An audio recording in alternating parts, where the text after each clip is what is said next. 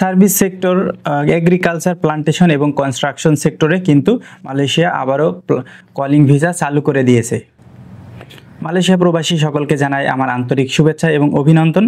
আপনারা যারা আমার এই চ্যানেলে নতুন তারা চ্যানেলটিকে সাবস্ক্রাইব করে রাখবেন এবং পুরো ভিডিওটি দেখবেন, তাহলে বুঝতে পারবেন এই কলিং ভিসা কোন কোন দেশের জন্য প্রযোজ্য। আপনারা ইতিমধ্যে অনেকে হয়তো সোশ্যাল মিডিয়ার মাধ্যমে দেখেছেন যে মালয়েশিয়ার কলিং ভিসা চালু করে দিয়েছে। তবে মালয়েশিয়াতে যে কলিং ভিসাটি চালু করেছে সেটি হচ্ছে নেপালিদের জন্য।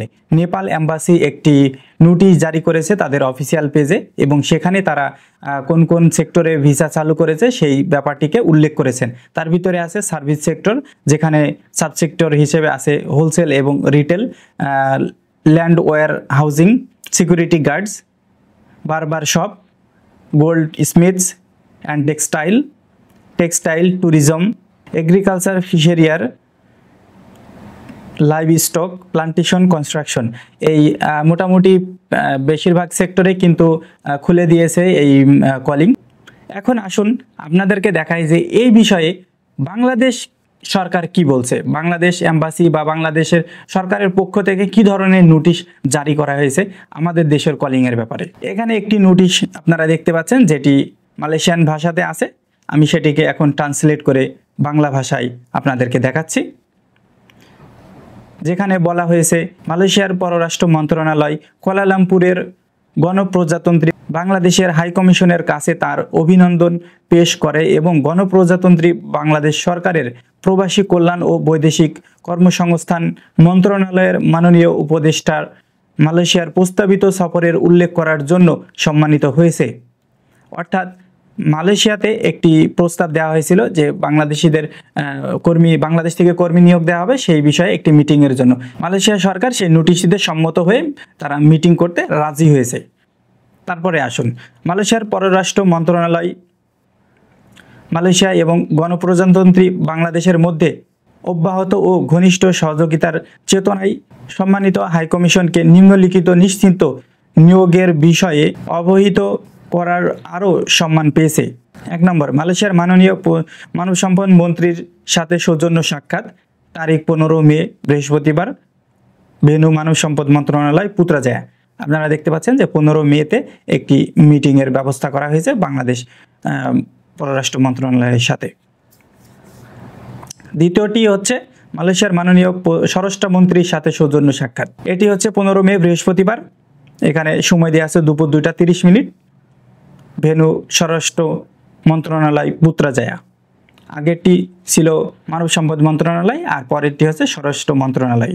এই মিটিংটির পরেই কিন্তু আমরা জানতে পারবো যে বাংলাদেশে কবে থেকে এই কলিং ভিসা চালু হতে যাচ্ছে। এখন আসুন আমরা পূর্ববর্তী পিছন দিকে ফেরত যাই, যেখানে কিনা বাংলাদেশিদের জন্য কলিংয়ের ব্যবস্থা করা হয়েছিল, কলিং ভিসা চালু হয়েছিল, কিন্তু বাংলাদেশিরা সময় মতো কিন্তু আসতে পেরেছিল না।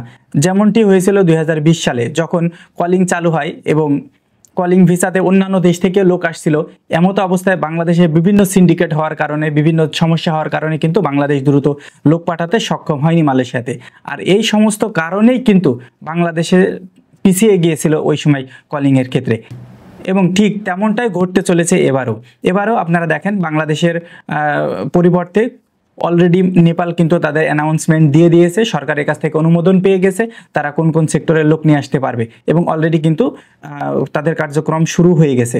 তারা কিন্তু যত দ্রুত সম্ভব তারা লোক নিয়ে আসবে, লোক পাঠাবে। এর মূল কারণ কি? এর মূল কারণ হচ্ছে সিন্ডিকেট। যেহেতু নেপালে কোনো সিন্ডিকেট হয় না এবং তারা অল্প টাকার মাধ্যমে আর কি কর্মী পাঠাতে সক্ষম হয়, যার কারণে কিন্তু দ্রুত মালয়েশিয়াতে কর্মী প্রেরণ করে থাকে। এমনটাই ঘটেছিল 2020 সালে। তখনও কিন্তু নেপাল স্বল্প খরচে স্বল্প সময়ের ভিতরে কিন্তু মালয়েশিয়াতে কর্মী প্রেরণ করতে সক্ষম হয়, এবং বাংলাদেশে সিন্ডিকেট হওয়ার কারণে বাংলাদেশ পিছিয়ে যায়। এবং এই পিছিয়ে যাওয়ার কারণটাতে কিন্তু অনেক বাংলাদেশি আসতে পারেনি, কারণ নেপাল থেকে এবং অন্যান্য দেশ থেকে, ইন্ডিয়া থেকে লোকজন এসে কিন্তু ওই যে ঘাটতিটা ছিল কর্মীর, সে ঘাটতিটা কিন্তু পূরণ করে ফেলে, যার কারণে কিন্তু বাংলাদেশের কর্মীর চাহিদা কমে যায়। এবং সেখানে বাংলাদেশকে যেহেতু অলরেডি কোটা দিয়ে রেখেছিল মালয়েশিয়া সরকার, সেই কোটা পূরণ করার জন্য কিন্তু পরবর্তীতে বাংলাদেশ থেকে কর্মী প্রেরণ করা হয় মালয়েশিয়াতে। আর আসার পরেই কি ঘটনা ঘটেছে আপনারা অনেকেই জানেন। মালয়েশিয়াতে দেরিতে বাংলাদেশ থেকে কর্মী আসার কারণে তারা কিন্তু বিভিন্ন জায়গায় কাজ পায়নি। বিভিন্ন লোকজন কিন্তু দেখবেন তাদের যে কোম্পানি ছিল সেই কোম্পানিও খুঁজে পায়নি। অনেক সমস্যা হওয়ার কারণে কিন্তু অনেকেই বাংলাদেশে আবারও ফেরত গেছে, অনেকেই দেখা যাচ্ছে তাদের ভিসা রিনিউ করতে সক্ষম হয়নি, অনেকে অবৈধ হয়ে গেছে। এই ধরনের বিভিন্ন রকম সমস্যা কিন্তু ওই সময় তৈরি হয়েছিল। তাহলে আপনারা বুঝতে পারলেন যে এখানে বাংলাদেশের যে কলিংটি চালু হওয়ার কথা সেটি কিন্তু এখন পর্যন্ত নিশ্চিন্ত হয়নি। সো 15 মে এখানে একটি মিটিং আছে। এই মিটিংটি হওয়ার পরে বোঝা যাবে যে বাংলাদেশের সাথে মালয়েশিয়ার কি চুক্তি হলো, সেখানে কি আদৌ কলিং খুলবে নাকি আবারও অবৈধদের বৈধকরণ চালু হবে, কোনটি চালু হবে সেটি কিন্তু 15 মের পরেই জানা যাবে। আপনাদের যদি কোনো প্রশ্ন থাকে তাহলে কমেন্ট বক্সে জানাতে পারেন, চেষ্টা করব আপনাদের সেই প্রশ্নের উত্তর দেওয়ার জন্যে। সে পর্যন্ত সকলে ভালো থাকবেন, সুস্থ থাকবেন, নিরাপদে থাকবেন। আল্লাহ হাফেজ।